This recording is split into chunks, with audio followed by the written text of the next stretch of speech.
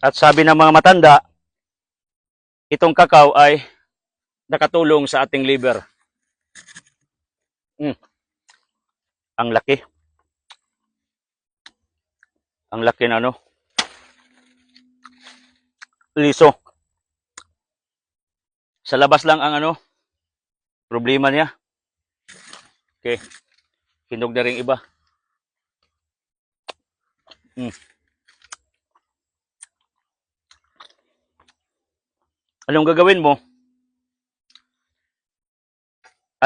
Kainin mo because it will produce the nutrients that is necessary for your body system. May nagbas nga sa akin, ito daw naging madumi dahil kinain ko. Pero everything that throws fire, it is purified.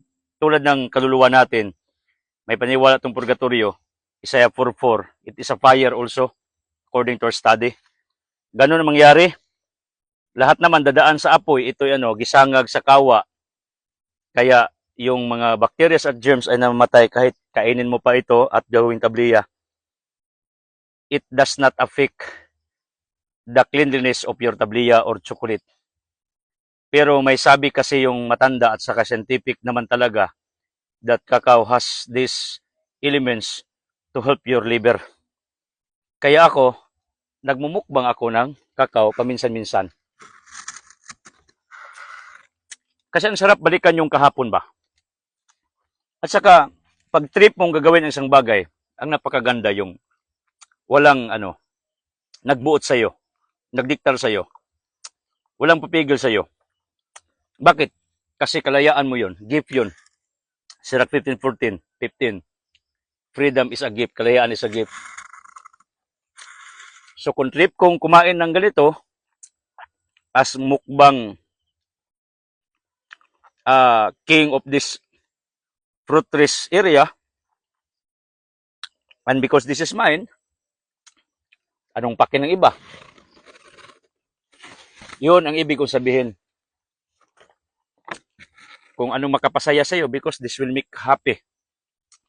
This makes me happy talaga. Yung makamukbang ka ng ganito. At while having mukbang, gagawin natin, mag-harvest tayo kasi mayroon na ritong hinog. Promise, this will be reproduced kasi cacao talagang paramihin ko. The inside of this is okay. 101%. Mayroon pang malaki dito. Kita mo, Tors? Malaki nga. Dito sa loob. Okay. Wow. Ito. Kita nyo? Blessing. Sana magka-blessing kayo. Tulad ng cacao na ito.